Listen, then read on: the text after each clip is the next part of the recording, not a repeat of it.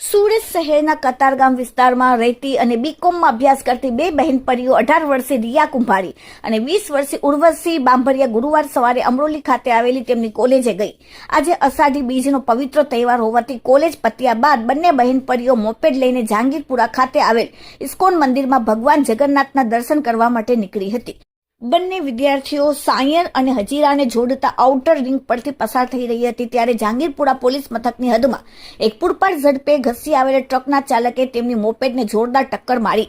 અકસ્માત એટલો ગંભીર હતો કે રિયા કુંભારીનું ઘટના સ્થળે જ મોત થઈ ગયું। ઉર્વશી બાંભરિયાના માથાના ભાગે ગંભીર ઇજાઓ પહોંચી।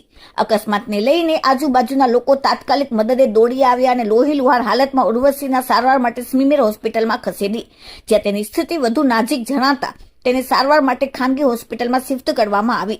આ ભયાનક અકસ્માતની જાણ થતાં જહાંગીરપુરા પોલીસનો કાફલો ઘટના સ્થળે દોડી આવ્યો। મૃતક રિયાના મૃતદેહને પોસ્ટમોર્ટમ માટે સુરતની સિવિલ હોસ્પિટલમાં ખસેડાયો।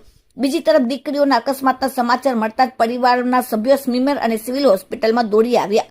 પવિત્ર તહેવારના દિવસે જ ઘરની દીકરીઓનું મોત થતાં કુંભારી પરિવાર પર આપ તૂટી પડ્યું અને સિવિલ હોસ્પિટલ ખાતે પરિવારજનોના આક્રોશથી વાતાવરણ ગમગીન બની ગયું। હાલમાં જહાંગીરપુરા પોલીસે અકસ્માતનો ગુનો નોંધીને આગળની તપાસ શરૂ કરી। Bureau report, daily India TV, Surat.